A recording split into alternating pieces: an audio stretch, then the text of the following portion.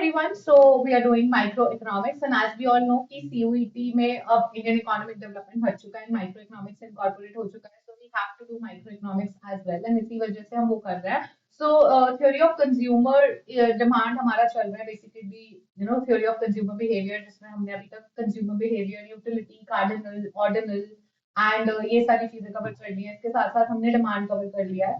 सो आज हम जो करेंगे वो इलास्टिसिटी करेंगे and I know this chapter has been purely stretched, बहुत लंबा हो गया है, बट दैट्स फाइन. हम let's just somehow manage. Give me a second, I will just change the setting and yeah then we are probably good to go. Okay, so yeah, I think that's better because otherwise I think constantly मैं गायब हो रही हूँ या flicker हो रहा है screen. So I think this is better. All right, so let's just continue with the NCERT. NCERT जब हम कर रहे थे ना, तो everyone हमारा ना माइक्रो इसमें डिमांड में थोड़ा सा पोर्शन रह गया था, एंड जो रह गया था वो देख लेते हैं. ठीक है, मार्केट डिमांड रह गया था. डिमांड हमने कवर कर लिया था. सो मार्केट डिमांड में हमने बेसिकली चॉइस प्रॉब्लम देखी इंडिविजुअल के लिए, ये सब देख लिया. पर मार्केट में और क्या होता है कि देयर आर मेनी कंज्यूमर्स. तो अभी तक हम क्या बात कर रहे हैं? अभी तक हम एक ही कंज्यूमर की बात कर रहे हैं. एक कंज्यूमर एक गुड ले रहा है तो किस तरह से ले रहा है, क्या कर रहा है, अभी हम ये सब देख रहे हैं.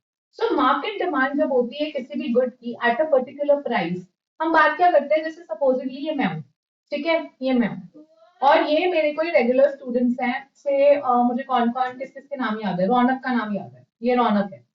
ठीक है, तो अब ये रौनक का डिमांड कर्व है, ये वो क्वांटिटी है गुड एक्स की एंड उसका प्राइस है कॉफी का. हम दोनों कॉफी कंज्यूम कर रहे हैं, ये कॉफी का प्राइस है, ये कॉफी का सॉरी ये कॉफी की क्वांटिटी है, ये रौनक कंज्यूम कर रहा है एंड ये मैं कंज्यूम कर रही हूँ. ठीक है, प्राइस है. अब प्राइस पी डैश है, पी डैश से अगर प्राइस कम हुआ है तो हमारी दोनों की डिमांड इंक्रीज हुई है, पर दोनों की डिमांड अलग अलग प्रपोर्शन में चेंज हुई है. मेरे लिए मेरी डिमांड ज्यादा चेंज हुई है, रौनक की डिमांड कंपैरेटिवली कम चेंज हुई है. राइट, प्राइस कम होते ही मैंने ज्यादा कॉफी खरीदी क्योंकि मुझे कॉफी ज्यादा पसंद है. रौनक ने कॉफी कम खरीदी क्योंकि उसे कॉफी पसंद है, बट उतनी नहीं. प्राइस कम हुआ, उसने ले ली पर उतनी क्वांटिटी नहीं बढ़ी. राइट, सो अब क्या हुआ, मुझे अगर देखना है मार्केट डिमांड कितनी है तो मैं हम दोनों की इस प्राइस पर कितनी डिमांड है वो प्लस कर दूंगी. मैं ये और ये क्वांटिटी प्लस कर दूंगी और मैं यहाँ आ जाऊंगी. ये मार्केट डिमांड कहलाता है.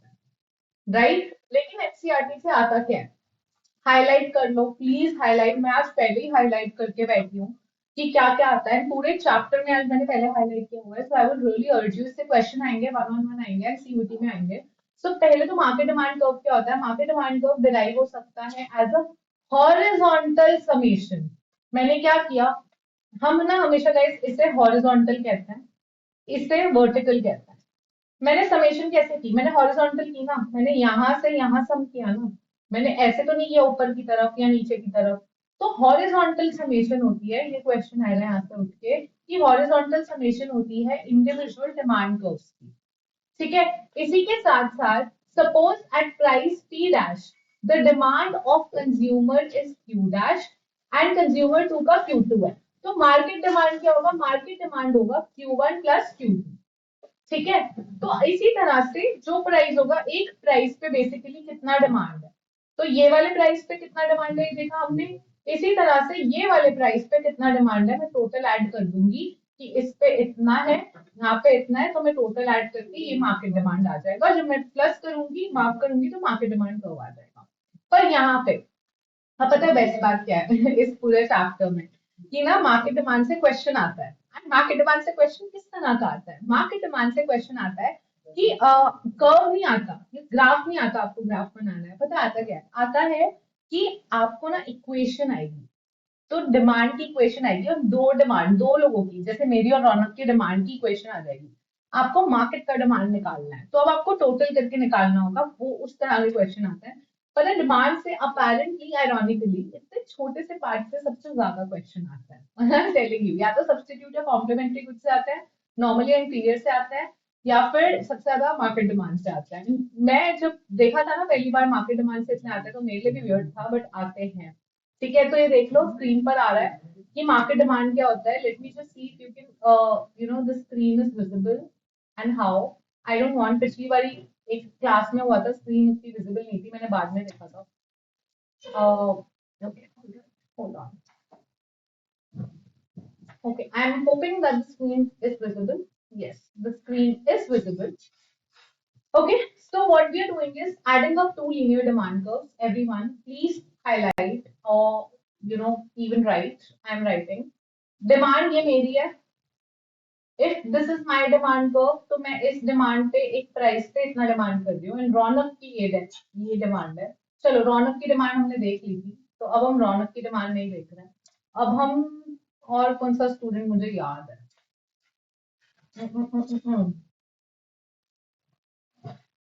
Hold on. Let me erase this. Okay. I apparently unintentionally did that. So yeah, that's it. Okay so मुझे याद तो बहुत सारे बच्चे आ रहे हैं सब.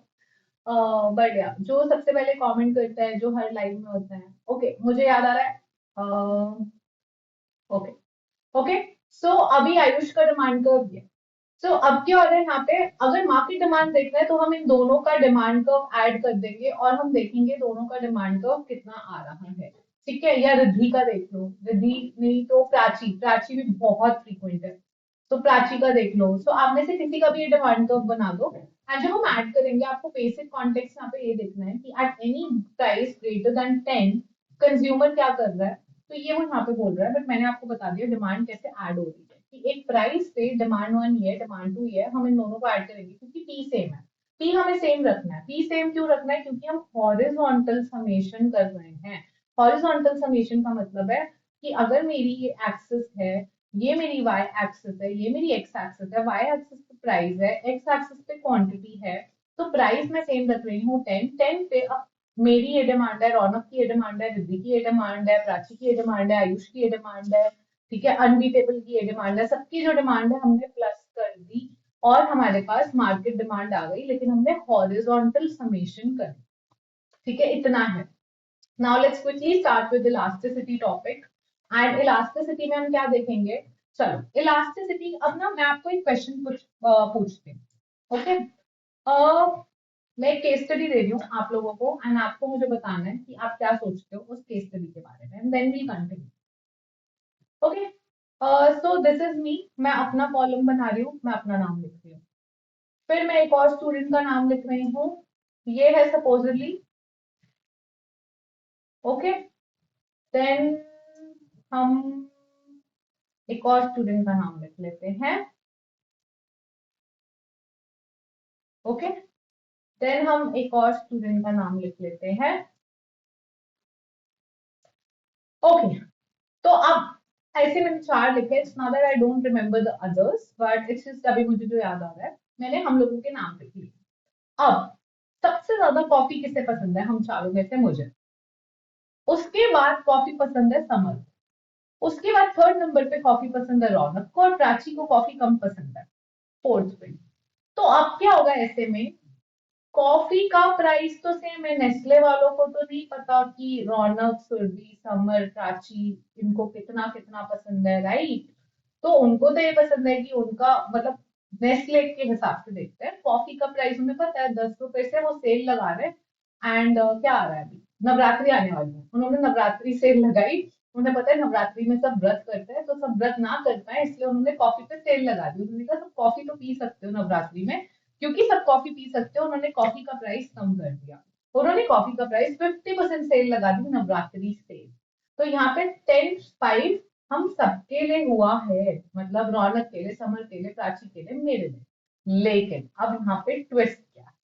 ट्विस्ट ये है कि सुरभि ने क्या किया, मतलब मैंने अपेरेंटली 10 रुपए से, अगर मेरी डिमांड 10 रुपए में इतनी थी, मैंने तो 5 रुपए में बहुत डिमांड इंक्रीज कर दी. मैं तो खुश हो गई क्योंकि कॉफी सबसे ज्यादा किसे पसंद थी हम चारों में से? मुझे.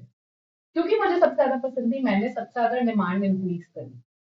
राइट, मेरी ये डिमांड थी ओरिजिनली, अब मैं यहाँ आ गई, मैंने सबसे ज्यादा इंक्रीज करी. सेकंड नंबर पे समर था. चलो समर का देख लेते हैं. समर ने भी कहा मैम मेरी यहाँ थी, मैं ना यहाँ तो ले ही आता हूँ, मतलब यहाँ पे. तो समर ने भी इंक्रीज करी डिमांड, बट मुझसे थोड़ी कम.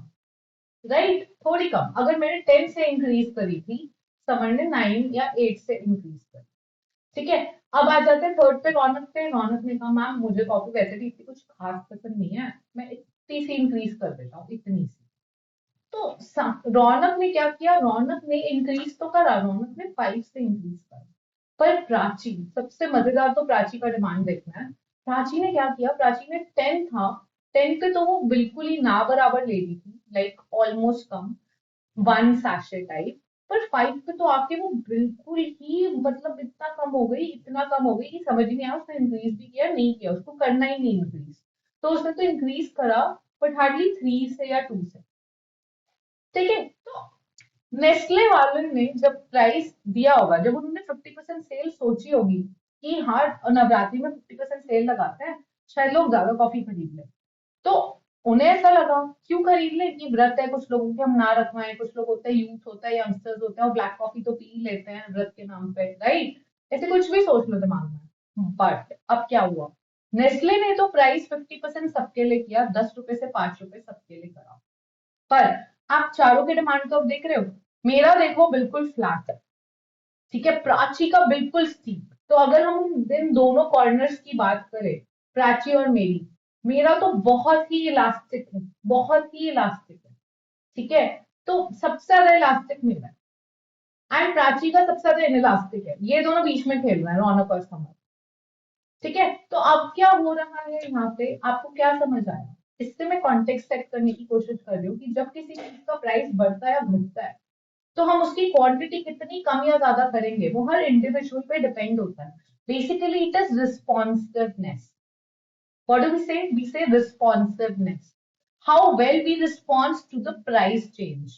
The price can change in a negative way or in a good way. Like the price can increase or the price can decrease. But how well are we responding towards it? Right? हम कैसे response कर रहे हैं? मैं खुशी से response कर रही हूँ, बहुत ही खुशी जता रही हूँ, 5 रुपए कम हो गया कॉफी का, ओ बल्ले बल्ले, अब तो मैं बहुत ज्यादा खाऊंगी पीऊंगी। पर प्राची कह रही है 5 रुपए ही तो है, पर मेरे को कॉफी जब पसंद ही नहीं है तो मैं उसमें 5 रुपए भी क्यों खर्चूं? तो प्राची तो खरीद ही नहीं रही, और रौनक और समर बीच में कहीं खेल रहे हैं। तो अभी क्या हो रहा है, इसको हम रिस्पॉन्सिवनेस कहते हैं। तो हमें ना एक चीज कॉमन सेट करी गई जब हमने डिमांड पढ़ा, लॉ ऑफ डिमांड पढ़ा। लॉ ऑफ डिमांड जब हम पढ़ रहे थे तो हमें ये पता चला, बेटा प्राइस इंक्रीज होता है डिमांड डिक्रीज होती है, प्राइस डिक्रीज होता है डिमांड इंक्रीज होती है, ये लॉ ऑफ डिमांड ने हमें सिखाया। लेकिन लॉ ऑफ डिमांड हमें ये सिखाना तो भूल ही गया कि कितना प्राइस इंक्रीज पे कितनी डिमांड इंक्रीज होती है, राइट? जैसे प्राइस डिक्रीज 5 रुपए हुआ, पर सुरभि की डिमांड तो 100 से इंक्रीज हो गई। वही रौनक समर की डिमांड सिर्फ 70 से इंक्रीज हुई, रौनक की सिर्फ 50 से हुई, और प्राची को तो सिर्फ 50 से हुई। तो ये तो हर किसी के लिए डिफरेंट है, यानी इंक्रीज तो हो रहा है प्राइस डिक्रीज पे डिमांड, पर कितने वैल्यू से इंक्रीज हो रहा है, ये कैसे पता लगता है? ये इलास्टिसिटी से पता लगता है। So elasticity is nothing but responsiveness to price change, the magnitude, quantification, that कितना प्राइस चेंज की वजह से, नंबर दे दो भाई मुझे कि कितना प्रतिशत इंक्रीज आया है आपकी डिमांड में। अमिताभ बच्चन को अभी मैं एक it's just out of context but I think it's good to mention. आजकल मैं कुछ भी देखती हूँ so I connected with economics, तो अभी अर्चना पूरन सिंह के ब्लॉग्स आते हैं आजकल। सो मैं उसका एक ब्लॉग देख रही थी because I I just admire her. So उसका फैमिली ब्लॉग्स आता है एंड मैं लिंक दे दूंगी उसका डिस्क्रिप्शन में, डू वॉच इट। सो उनका ना एक ब्लॉग था जहाँ पे वो अपने बच्चों के साथ ऐसे चाट एक्सप्लोर करने गई थी मुंबई में। तो वो एक शर्मा जी के चाट स्टॉल पे गई, और वो जाती थी किसी और चाट स्टॉल पे, उन्हें लगा था वही जीतेगा, पर वो शर्मा जी के यहाँ पहली बार गई। अब शर्मा जी के यहाँ चाट खाने गई, वो खा रही है, तो शर्मा जी के जो सबसे ओल्ड अंकल है वो उन्हें बता रहे हैं अमिताभ बच्चन जी आते हैं, जया बच्चन जी आती हैं, इनको ये पसंद है, इनको ये पसंद है। वो सबकी चॉइसेस बता रहे हैं, राइट? अब सबकी चॉइसेस बता दी, तो अभी ये अमिताभ बच्चन को अगर उन्होंने बोला कि जो भी उनको पसंद है, या दही पापड़ी पसंद है, या गोलगप्पा, पानी पूरी, मुंबई में तो पानी पूरी कहते हैं, उनको पानी पूरी पसंद है, पर हो सकता है मुझे तो पानी पूरी पसंद ही नहीं है, मुझे तो गोलगप्पे पसंद है। तो आप पानी पूरी को 50% या 30% प्राइस पे भी कर दो, मैं क्यों खाऊंगी, मैं मुझे पसंद ही नहीं है। लेकिन अमिताभ बच्चन जी तो बहुत खाएंगे, और उन्हें मैटर भी करता प्राइस रेंज से इतना। But you understanding what I am trying to say, हर किसी की पर्सनल प्रेफरेंसेस डिफरेंट होती हैं। तो जब प्राइस चेंज होता है, हर किसी की रिस्पॉन्सिवनेस, हर किसी का रिएक्शन, हर किसी का बिहेवियर बहुत अलग होता है। अगर मैं H&M और Zara से खरीद रही हूँ और उनकी सेल आ रही है, तो जैसे मैं खरीदूंगी मैं खुश होंगी। हो सकता है मेरे फादर को जब पता लगेगा H&M Zara की सेल है तो रोज ही खरीदती है, उनको नहीं समझ आएगा क्योंकि वो नहीं खरीदते। राइट, सो हर किसी का रिस्पॉन्सिवनेस बहुत डिफरेंट होता है towards price change and towards brands. That's elasticity for you. My elasticity will differ from your elasticity. I think I've given ample examples. I hope that's clear. That's price responsiveness. And let's continue with the NCRT, the core reading. And इस reading को अगर हम continue करें तो हम यहाँ पे क्या कह रहे हैं नाउ, मैंने हाईलाइट पहले से किया है, सो आई वुड अर्ज आप लोग हाईलाइट कर लो, ठीक है। ओके, सो वो यहाँ पे बोल रहे हैं, यहाँ से शुरू करता है, जहाँ से हाईलाइट किया। Demand for some goods are very responsive to price change, while demand for certain others are not so responsive, as I said. Okay, अब definition, ये blue जो है बहुत ही important है। Price elasticity of demand is a measure of responsiveness of the demand for a good to changes in its prices. Price elasticity of demand for a good is defined as a percentage. So that they are saying percent. I don't know. Let me see if on the screen it's visible. Then let me write it. Okay, that's visible. Okay, elasticity क्या है? Elasticity of demand is equal to percentage change in quantity upon percentage change in price. ठीक है, ये formula लिख दिया मैंने यहाँ, same formula इन्होंने लिखा है, मैंने इसे परसेंटेज लिखा है, चेंज को मैंने डेल्टा एंड ट्राइंगल लिखा है, demand upon percentage change in price, मैंने यहाँ क्यू लिखा है, क्यूडी क्वांटिटी डिमांडेड। ठीक है, तो अब क्या हो रहा है, परसेंटेज चेंज क्वांटिटी में कितनी होती है, परसेंटेज चेंज अगर मुझे किसी भी क्वांटिटी में लिखनी है तो मैं कैसे देखूंगी, मैं देखूंगी मैं जो नई क्वांटिटी खरीद रही हूँ, जो मैं नए दही भल्ले खा रही हूँ अपॉन जो मैं पुराने खाती थी इनटू जो मैं पुराने खाती थी इनटू 100, ये हो गया मेरा परसेंटेज चेंज इन क्वांटिटी। लेकिन ये तो न्यूमरेटर है खाली, डिनोमिनेटर क्या हुआ, परसेंटेज चेंज इन प्राइस, नया प्राइस अपॉन पुराना प्राइस एंड सबको इनटू 100। तो ये क्या हुआ, ये हमारा फॉर्मूला हो गया इसका। एंड जब इसे हमने ब्रेक इवन किया तो delta Q upon Q into P upon delta P. तो इसको हम और ज्यादा क्लियरली लिख दे तो हम क्या लिखेंगे, delta Q upon delta P into P by Q. Alright, that's your formula. Very simple, हम लॉजिकली चल रहे हैं, हमने पूरे दुनिया के एग्जाम्पल, पूरे बॉलीवुड के एग्जाम्पल लिए, अर्चना पूरन सिंह, अमिताभ बच्चन, सबको नहीं बल्ले खिला दिया हमने।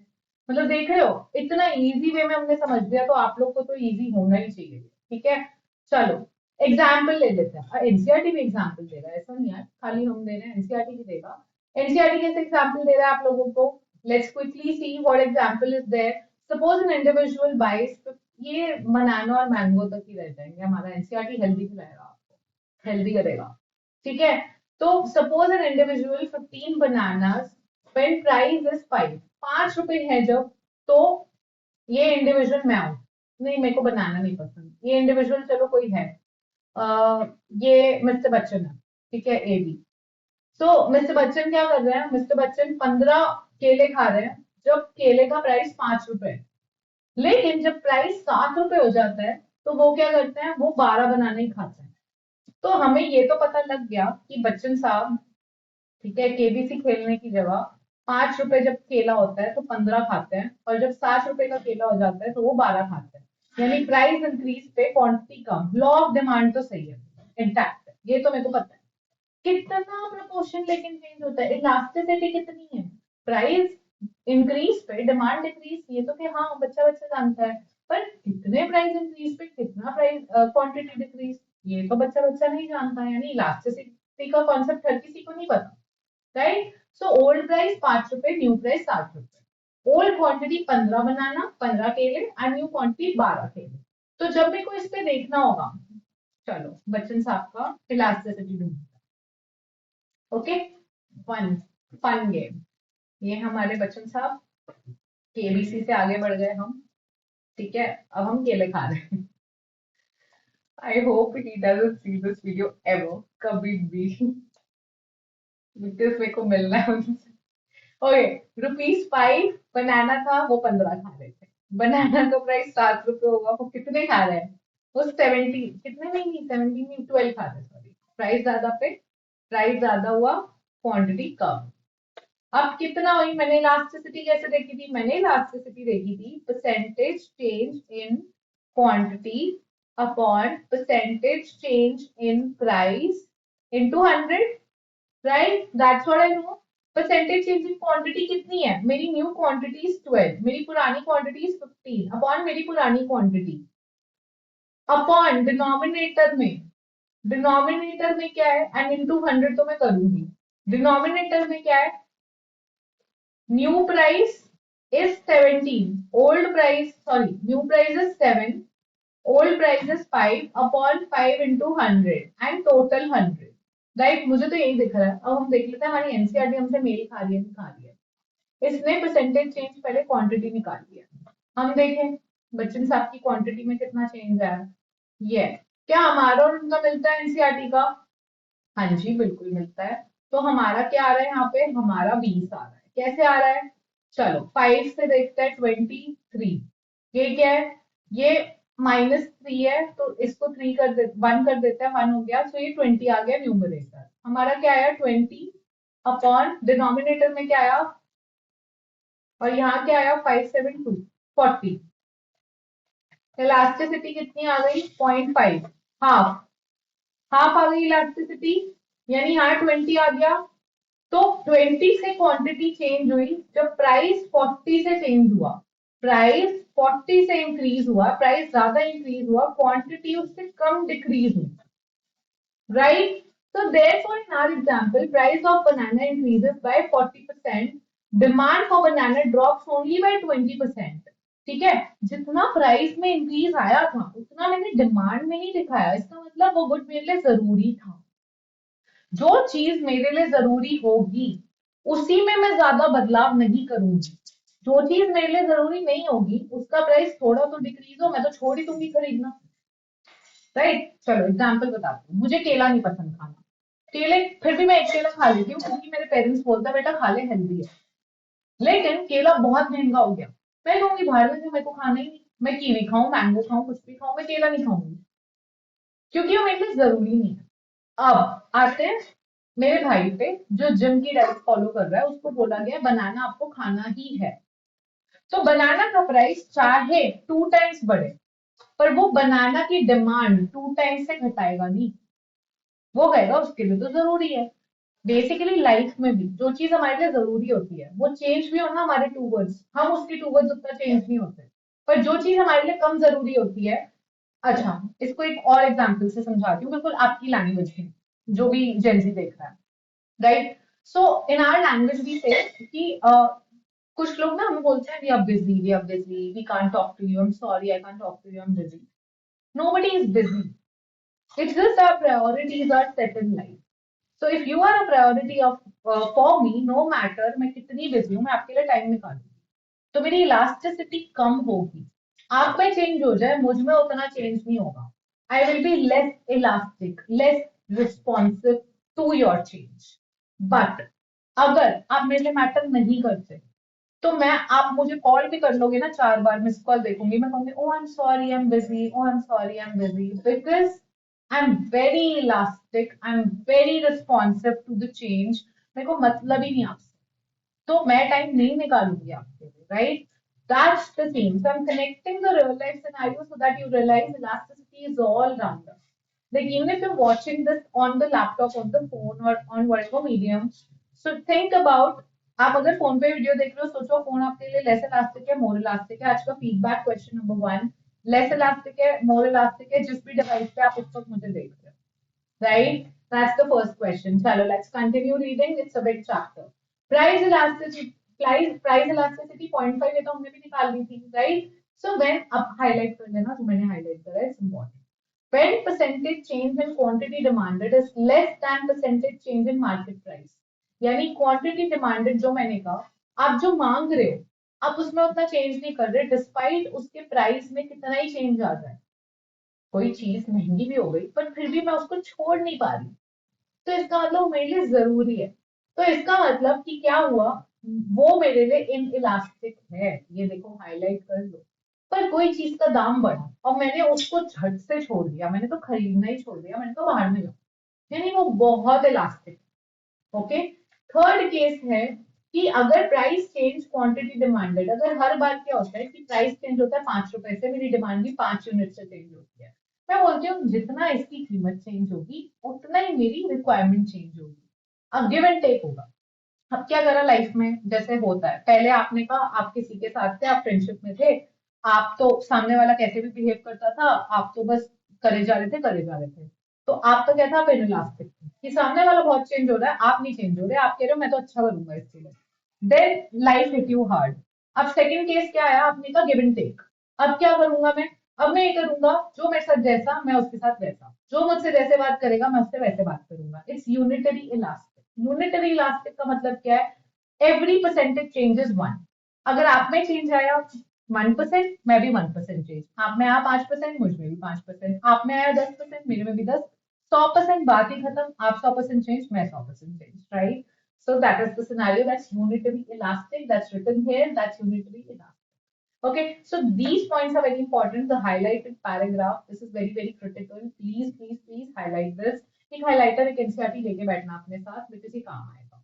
अब इलास्टिसिटी देखते हैं लीनियर डिमांड कर्व पे। यार तुम लोगों में ना लीनियर डिमांड कर्व में लेके तो तुमने मुझे लिटरली ऐसे करा है, नहीं समझ आ रहा नहीं समझ आ रहा। मैंने तुम्हें बता दिया linear demand curve, it can be linear. Basically, demand curve can be linear or convex. We are now talking about the demand curve as being linear. Now, what is happening? Let us consider a demand curve. Demand curve की equation क्या देखी थी हमने? Demand is equal to A minus DP. तो यहीं पे Q लिख दिया D की जगह. That's fine. Note that at any point, demand curve, change in demand per unit, change in price, क्या हो रहा है आपका? हमें पता है इलास्टिसिटी क्या है, delta Q upon delta P. Delta Q x axis है और ये वाई एक्सिस है। नॉर्मली इलास्टिसिटी स्लोप जो होता है वो डेल्टा वाई बाय एक्स होता है, पर यहाँ पे हम delta Q by delta P बोल रहे हैं। हम क्यू बोल रहे हैं, वो मैंने आपको समझा दिया था पिछली क्लास में। स्लोप बेसिकली वो बोल रहा है माइनस बी है। अब वो आपको क्या समझा रही है, यहाँ देखना, मैं बहुत अच्छे से समझाऊंगी। Q हमने बात की पहले, D is equal to A minus B P. Demand quantity की है तो हमने उसकी जगह लिख दिया Q is equal to A minus B P. यहाँ पे P है, ठीक है, ये ओके है, ठीक है, हमने ये लिख दिया। अब हमने क्या किया, यहाँ पे नेक्स्ट स्टेप, हम बिल्कुल स्टेप बाय स्टेप चलेंगे, हम पूरा प्रोसेस समझेंगे यहाँ पे। तो अब हम क्या करेंगे, सब्स्टिट्यूट करेंगे 2.1 में। 2.1 इक्वेशन कौन सी है गाइस? 2.16 बी कौन सी है? वो इक्वेशन देख लो, हाँ लिखी है।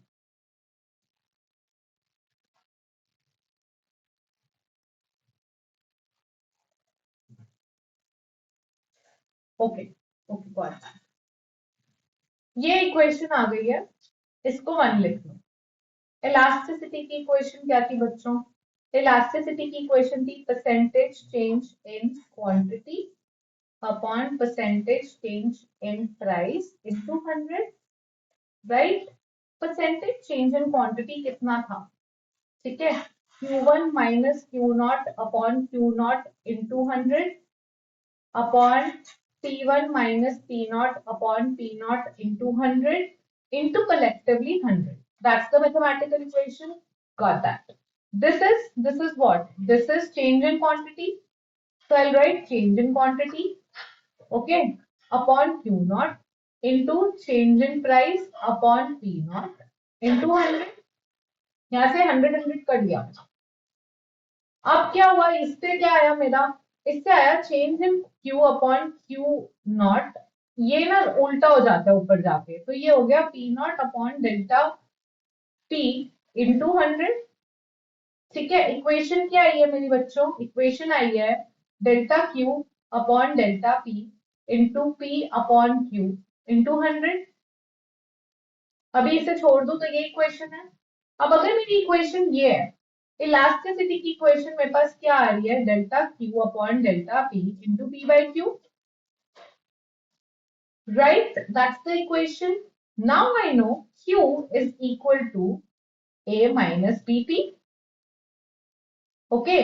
तो मैं इस इक्वेशन में delta Q upon delta P into P upon, यहाँ पे क्यू की जगह ए माइनस बी पी लिख दूंगी, अगर मैं लिखूं तो। यही बोल रहा है वो, डेल्टा क्यू अपॉन, ओके नहीं, delta Q upon delta P minus B बोल रहा है, सॉरी सॉरी सॉरी, ये तो हमने लिख ही दिया। इसकी इक्वेशन क्या है मुझे पता है, माइनस बी, तो मैंने माइनस डी पी अपॉन ए माइनस डी पी लिख दिया, राइट, वो ही अगले स्टेप में करने वाले हैं, देख लो। ठीक है, it is clear that elasticity of demand is different at different points. P zero पे इलास्टिसिटी जीरो है, Q is zero and elasticity is infinity. अब क्या हो रहा है, पी पे यहाँ पे, होल्ड ऑन, अच्छा वैल्यू ऑफ क्यू डालने पे हमारे ये आ गया ना बीपी, याद है ना, बीपी अपॉन ए माइनस बीपी, ये मेरी क्या आ गई, ये मेरी इलास्टिसिटी आ गई। अब अगर प्राइस जीरो है तो इलास्टिसिटी क्या है, प्राइस की जगह जीरो रखूंगी, जीरो हो जाएगी। लेकिन अगर प्राइस इंफिनिटी है या कुछ भी है, प्राइस बहुत ज्यादा बढ़ता है, तो इलास्टिसिटी भी इंफिनिटी हो जाएगी।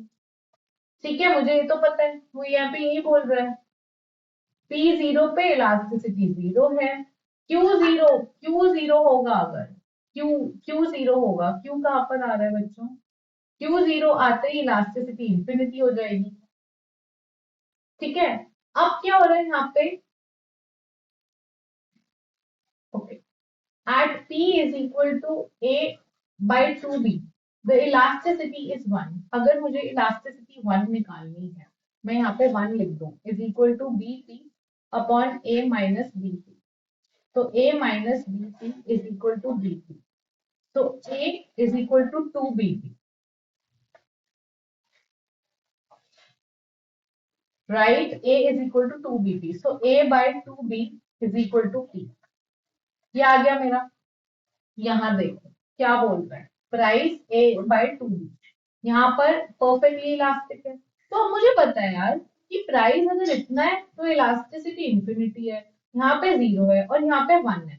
वो यही बोल रहा है आपको लीनियर डिमांड कर्व पे क्या होता है, आपके लीनियर डिमांड कर्व पे एक सिंपल चीज, जो आपकी ये डेरिवेशन नहीं याद रखनी सीवीटी के लिए, जो याद रखना है वो ये है कि कोई भी डिमांड कर्व होगा, आपका कोई भी डिमांड कर्व होगा, अगर मुझे सिर्फ डिमांड कर्व को देख के इलास्टिसिटी निकालनी है, अगर ये प्राइस है और ये क्वांटिटी है और ये डिमांड कर्व है, तो हमेशा इसका जो मिड पॉइंट होगा वो होगा मेरी elasticity is equal to 1।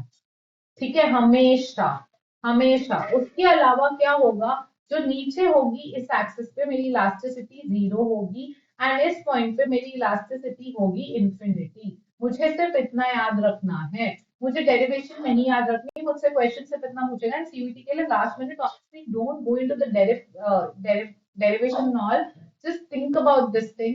And यहाँ पे मेरा क्या है, यहाँ पे ऑब्वियसली इलास्टिसिटी अगर 1 से इंफिनिटी के बीच में है तो elasticity is greater than 1, and यहाँ पे अगर 1 और 0 के बीच में है तो elasticity is less than 1। Simple logic. तो लेस है यानी इनइलास्टिक है इस सेगमेंट में, एंड यहाँ पे ज्यादा इलास्टिक है इस सेगमेंट में। इतना याद रखना, बस कुछ याद नहीं रखना। Okay, that's the scene that they are saying. Let's continue, आगे आगे चलते हैं। इसमें आगे क्या बोल रहा है, वो बोल रहा है ज्योमेट्रिक इलास्टिसिटी। सो ज्योमेट्रिक में आपको डेरिवेशन नहीं देखना, नहीं देखना, एक बेसिक चीज अंडरस्टैंडिंग कर लो कि इलास्टिसिटी लीनियर डिमांड कर्व में इजीली मेजर हो सकती है geometrically. The elasticity of demand at any point on the straight demand line is given by the ratio of lower segment upon upper segment. मैं derivation नहीं कराऊंगी क्योंकि वो important नहीं है, वो सीयूटी में नहीं आती और मैं आप लोगों को कंफ्यूज नहीं करना चाहती। ये एक डिमांड कर्व देखा है, चलो इसे थोड़ा छोटा करती हूँ और इसी के नीचे दूसरा बनाती हूँ। इसके नीचे दूसरा बना के मैं क्या समझाना चाह रही हूँ बता देती हूँ। वो भी ये प्राइस है, ये क्वांटिटी है किसी भी गुड्स और ये डिमांड कर्व है।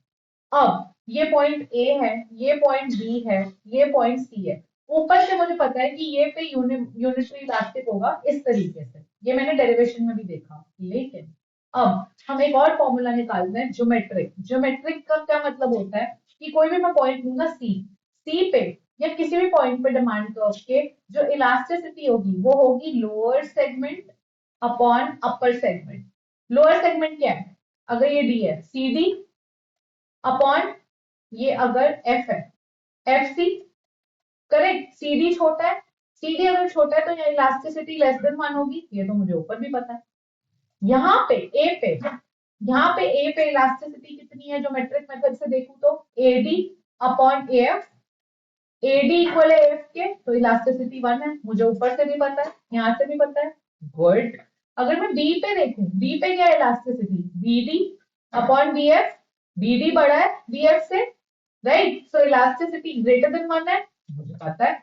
तो ये ज्योमेट्रिक मेथड पे होता है। ज्योमेट्रिक मेथड का मतलब कुछ नहीं होता, ज्योमेट्रिक मेथड का मतलब होता है कि जब भी हम ज्योमेट्रिक मेथड की बात करते हैं, let me just elaborate the screen so that it's visible to you guys. मैंने वो इंटेंशनली छोटी की थी।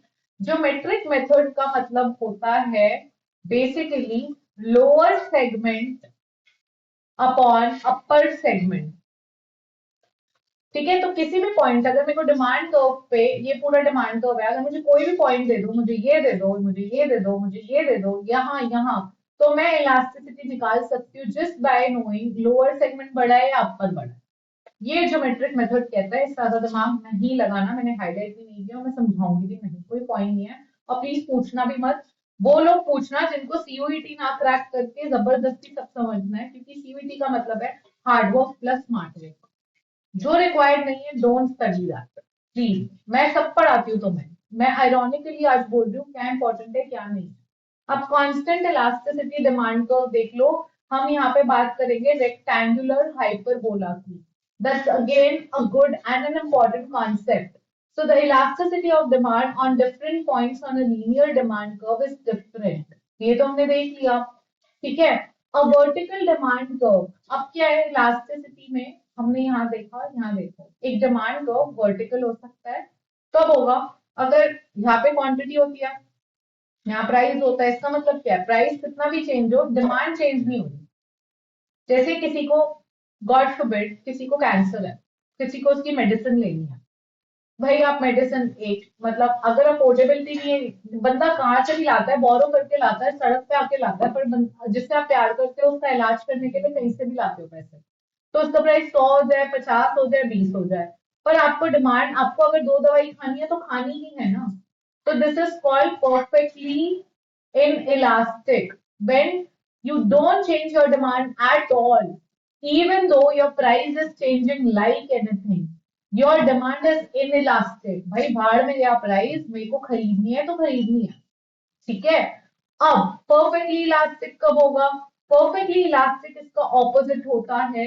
यहाँ देखो, परफेक्टली इलास्टिक जो होता है वो हॉरिजॉन्टल होता है, यानी एक प्राइस सेट है, डिमांड कुछ भी हो, उस पे डिमांड कुछ भी होती रहेगी, ठीक है। कुछ भी एक सेट प्राइस है, उस पे एन नंबर डिमांड है, परफेक्टली इलास्टिक। लेकिन अब आता है हमारा रेक्टेंगुलर हाइपरबोला, जिसके बारे में हम पढ़ेंगे, ठीक है। तो क्या पढ़ेंगे हम कि whatever be the demand is given at level q dash, the price never leads to any change in demand. ये तो वो वर्टिकल का बता रहे हैं, ये हॉरिजॉन्टल का बता रहे हैं। रेक्टेंगुलर का यहाँ देखो कि ये जो पिक्चर है ये वाली, ये क्या डिपिक्ट कर रही है, सी पार्ट वो बोल रहा है, depicts a demand curve which has shape of rectangular hyperbola.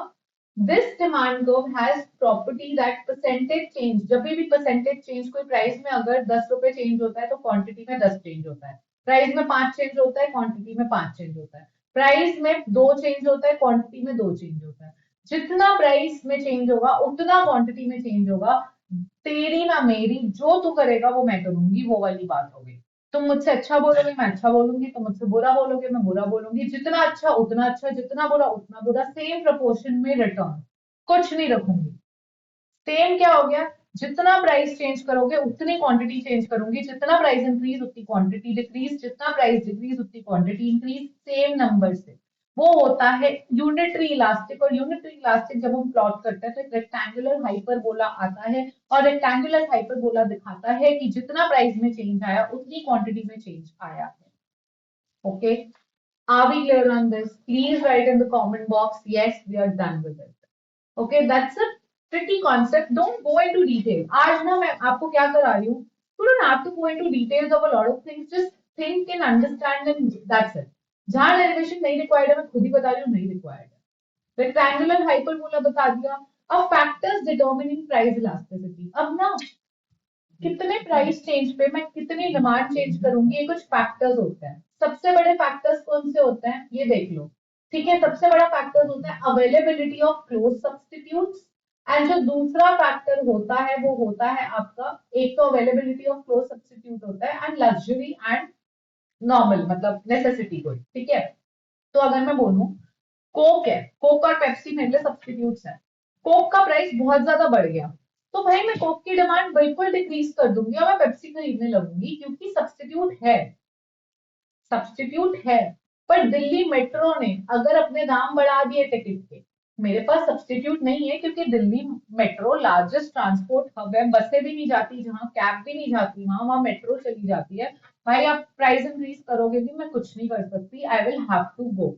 तो मेरी डिमांड में डिक्रीज करूंगी नहीं, मतलब मैं नहीं बोलूंगी मेट्रो आपने प्राइस, डीएमआरसी आपने प्राइस इंक्रीज करे, कल से तो मैं जाऊंगी नहीं मेट्रो में, मैं ऐसा कर ही नहीं सकती, मेरे पास वो लग्जरी वो प्रिविलेज नहीं है, right. It's a necessity good. नमक खाते हो, नमक का प्राइस टाटा सॉल्ट वालों ने बोला आज 100 रुपए बढ़ा रहा है, रात को डिमोनेटाइजेशन हुई थी ना 8 नवंबर 2016 में, अचानक से मोदी जी आए थे, टाटा वाले आए, उन्होंने बोला नमक तुम लोग बहुत जरूरी है तुम लोग के लिए, मैं प्राइस इंक्रीज कर रहा हूँ। ये टाटा छोड़ो, सबने, सब नमक की कंपनीज ने कार्टेल करा, सब साथ में आई, सबने मिलकर नमक के दाम बढ़ा दिए। तुम लोग नहीं कह पाओगे कल से हम नमक खाएंगे ही नहीं, we can't say that, because namak is a necessity good that has no close substitute. So your demand would be inelastic. Your responsiveness would not be that much as compared to the price change, right? But iPhone ने कहा 1,40,000 में एक phone आ रहा है, कल से 3 लाख में होगा। एप्पल वाले ने कहा कि अब आप कहोगे यार ले भाई तू तो 10,000 बढ़ाता, मैं तो ना खरीदता है, तो तूने डबल कर दिया, right? Because it's a luxury good. So and अब क्लोज सब्स्टिट्यूट पे आ जाते हैं, जिसके क्लोज सब्स्टिट्यूट अवेलेबल होते हैं तो आप फटाफट से प्राइस इंक्रीज होता है, आप दूसरे सब्स्टिट्यूट पे स्विच कर जाते हो, तो आपकी डिमांड इलास्टिक होती है। पर जिसके सब्स्टिट्यूट नहीं अवेलेबल होते जैसे मेट्रो के, तो आपको प्राइस इंक्रीज और डिक्रीज और टिकट का आपको मेट्रो में ही जाना है, तो आपकी रिस्पॉन्सिवनेस इन इलास्टिक होगी। इसी तरह से अगर यहाँ पे क्या है आपका लक्जरी गुड है, आईफोन है, उसका प्राइस बढ़ता कम होता है, फटाक से डिमांड कम ज्यादा करोगे क्योंकि वो लग्जरी गुड है। पर नहीं, नमक है, अगर सारे ही नमक के ब्रांड्स का प्राइस इंक्रीज हो जाता है फिर भी आप सब्स्टिट्यूट नहीं ढूंढ सकते, वो नेसेसिटी गुड है, तो इस वजह से आप फिर भी इतना इलास्टिक रिस्पॉन्स नहीं करोगे। That's the difference. Okay, that is what is written in this paragraph. You can read it for yourself. I'll just read the conclusion. The demand for a good is likely to be elastic if close substitutes are easily available. On the other hand, if close substitutes are not available easily, the demand for a good is likely to be inelastic. Okay, got that?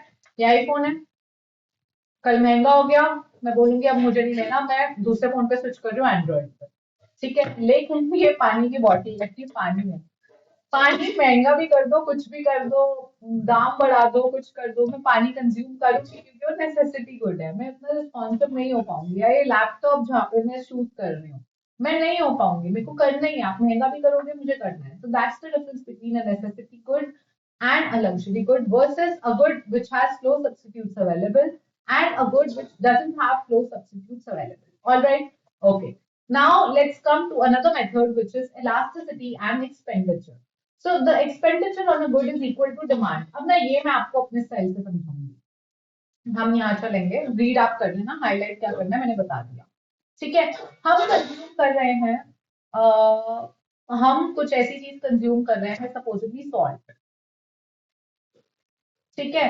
Salt का price पहले था 5 रुपए, अब हो गया 10 रुपए, पर salt की डिमांड जो थी, ठीक है, 5 रुपए पे डिमांड अगर 100 थी, तो यहाँ पर जो नई डिमांड है P1 P2, जो नई डिमांड है D2 वो भी ज्यादा चेंज नहीं हुई, वो सिर्फ 95 या 90 हुई, ठीक है।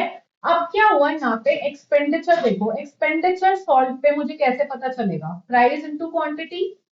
तो एक्सपेंडिचर 1 कितना था यहाँ पे, एक्सपेंडिचर 1 था 500, एक्सपेंडिचर 2 कितना हुआ यहाँ पे 900, यानी प्राइस इंक्रीज होने पे एक्सपेंडिचर इंक्रीज हुआ। ये केस है, सॉल्ट के केस में ये, ठीक है। अब अलग केस पे आते हैं, तो नमक की बात हो रही ना, नमक तो जरूरी है। अब आते हैं अगले सीन पे, अगला सीन क्या है, नमक छोड़ते हैं पिज्जा लेते हैं, पिज्जा बहुत जरूरी है, जिंदगी में पिज्जा के बिना जी नहीं सकते, आप डिसाइड करो आपके लिए क्या है। ठीक है, प्राइस ऑफ पिज्जा था 100 रुपए लेता है, ठीक है, तो आप क्वांटिटी ऑफ पिज्जा महीने में आप क्या करते थे, प्राइस ये था तो महीने में आप 4 पिज्जा खा लेते थे। प्राइस ऑफ पिज्जा 200 रुपए हुआ, प्राइस इंक्रीज ही हुआ है। आपने क्या किया, आपने कहा यार 200 डबल हो गया, मैं तो मुझे पिज्जा को इतना थोड़ी जरूरी है, मैं पिज्जा सिर्फ एक खाऊंगा। अब क्या हुआ है, एक्सपेंडिचर वन क्या था, जब एक पिज्जा 100 रुपए का था आप 4 खाते थे महीने में, 400 रुपए खर्चा करते थे आप पिज्जा पे एक महीने में, right, are we clear on that. लेकिन सेकंड पे क्या हुआ, एक्सपेंडिचर टू में आपने क्या किया, जब प्राइस बढ़ गया, ऑलमोस्ट दुगना हो गया पिज्जा का प्राइस, आपने कहा इतनी थोड़ी जरूरी था, मैं तो खा ले रहा था बस, कोई ऐसा थोड़ी कि मैं मर रहा हूं उसके बिना, आपने सिर्फ एक महीने में 200 रुपए खर्चा किए। तो प्राइस बढ़ने से आपने एक्सपेंडिचर कम करा पिज्जा के केस में, तो यही एक्सपेंडिचर मेथड है। एक्सपेंडिचर मेथड क्या कहता है, एक्सपेंडिचर मेथड बेसिकली कहता है कि एक्सपेंडिचर जो होता है वो change in quantity upon change into change in price होता है। अगर चेंज इन प्राइस, बेसिकली आप ये देखो कि अगर चेंज प्राइस बढ़ा और अगर एक्सपेंडिचर बढ़ा, इसका मतलब क्वांटिटी में ज्यादा चेंज नहीं आया, कम चेंज आया। कम चेंज का मतलब है इन इलास्टिक, मैंने नंबर बोला ही नहीं अभी, पर मैंने बोला अगर चेंज इन प्राइस बढ़ा और फिर भी मेरा एक्सपेंडिचर जो है वो उतना नहीं बढ़ा, वो कम हो गया, इसका मतलब भाई क्वांटिटी में बहुत गजब का कमी आई, बहुत गजब का चेंज हुआ, तो इसका मतलब है elastic, right? So the relationship is when a good is of necessity. अगर मेरी गुड जो है वो मेरी मजबूरी का है, मैं उसके बिना नहीं रह सकती, तो अगर उसका प्राइस बढ़ भी जाएगा, मेरा एक्सपेंडिचर उस पर बढ़ेगा, मैं खर्चा करूंगी, मैं कहूंगी कोई बात नहीं, मैं तेरे बिना नहीं रह सकती, मैं तुझ पे ज्यादा खर्चा करूंगी। पर अगर गुड, कोई गुड मेरा लग्जरी है, कोई गुड मेरे लिए इतना इंपॉर्टेंट नहीं है, तो मैं क्या करूंगी, अगर उसका प्राइस बढ़ा मेरा खर्चा उस पर कम हो जाएगा। तो हमारा क्या होता है, अगर हम इलास्टिक और इन इलास्टिक के केस में देखें, कोई गुड इन इलास्टिक होता है, मतलब कि अगर प्राइस चेंज हुआ बहुत ज्यादा, फिर भी मैं उसकी क्वांटिटी उतनी नहीं चेंज कर पाई, उस पर एक्सपेंडिचर फिर भी मेरा बढ़ा, राइट। लेकिन अगर कोई गुड मेरे लिए इलास्टिक है, उसका प्राइस बढ़ा, तो मैंने उसकी क्वांटिटी भी चेंज करी, जिस वजह से मेरा एक्सपेंडिचर कम हो गया, तो ये मेरे लिए इलास्टिक है, राइट।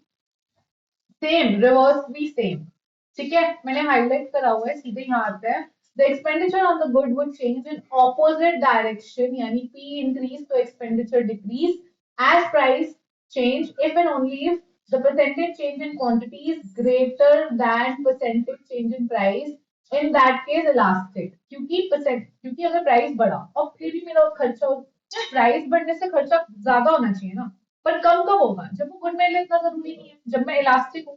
पर अगर महंगाई हुई, सॉल्ट महंगा हुआ और मेरा खर्चा भी बढ़ेगा, फिर कब बढ़ेगा, जब वो खुद मेरे लिए जरूरी है, भाई उसका प्राइस बढ़ने पे भी मैं उसे छोड़ नहीं पा रही, तो मेरा खर्चा भी बढ़ेगा, तो वो इनलास्टिक है, ठीक है। तो expenditure on good would remain unchanged, अगर किसी चीज का प्राइस मेरे लिए बढ़ा या घटा एंड सेम हद में क्वांटिटी बढ़ी घटी और खर्चा सेम रहा, यानी अगर प्राइस जो था किसी चीज का वो 5 रुपए से बढ़ा और क्वांटिटी भी मेरी 5 रुपए से कम हो गई, तो एक्सपेंडिचर अगर इस पे 100 था, नया एक्सपेंडिचर भी इस पे 100 रहा, तो जो चेंज इन एक्सपेंडिचर है वो 0 हो गया, अनचेंज हो गया, इसका मतलब वो यूनिटरी इलास्टिक है, ठीक है। ये टेबल देख लो, ये टेबल बहुत ध्यान से करना, यूनिट इलास्टिक ऊपर, इलास्टिक इलास्टिक क्लियरली दिखाया।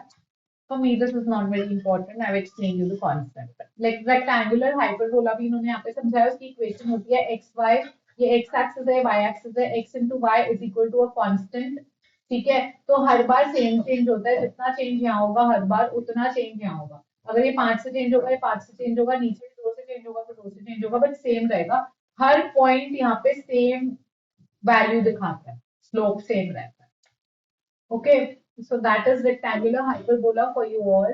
And yeah, that's it. I think with that we are done with the chapter. You can read the NCRT for yourselves. And I really hope you've understood the concept, guys. थोड़ा tricky था, So if you need a separate thing, कोई भी concept इसमें रह जाता है ना market demand या elasticity में, so do let me know कहाँ पे doubt हो रहा है, कहाँ पे और क्या address हो सकता है. I would love to do that. But yeah, with that, I'll just wrap up the session. And today, tonight, 8 p.m. we do have a live जहाँ पे हम demand and elasticity के question solve कर रहे हैं. So we'll do that. But yeah, and we're done with this chapter, second chapter. Finally, so next lecture आपका Monday से होगा. कल नहीं है आपका कोई lecture, Monday होगा. And हम finally third chapter शुरू करते हैं. मैं खुद थक गई थी second chapter कराते कराते. So finally हम third chapter start कर सकते हैं. But we are done with the first two chapters of NCERT. Links description में, Telegram join कर लो for all the updates. And yes, just finish this off. I hope you love the example. आज के question, yeah, आज के question. सबसे ज्यादा बड़ा question है, आपको अपना एक गुड बताना है जिसकी तरफ आपकी रिस्पॉन्सिवनेस इलास्टिक है आपकी लाइफ में पर्सनली. जो जो कमेंट करेंगे पर्सनली, जैसे हो सकता है कॉफी की तरफ I am little in elastic, but हो सकता है आईफोन की तरफ I am elastic, right? So you have to tell your responsiveness, number one. Number two, you have to share the feedback. How did you find the class? And number three, you have to tell me if you've understood all the methods of calculating elasticity, like expenditure method समझ आ गया, curve method, geometric method समझ आ गया, point elasticity समझ आ गया. So you have to tell me that, okay? And yes, let's just practice the questions tonight. And I'll see you tonight and with the other lectures on Monday on the other side. But yeah, thank you so much for tuning in. I'll see you. Keep practicing. All the best.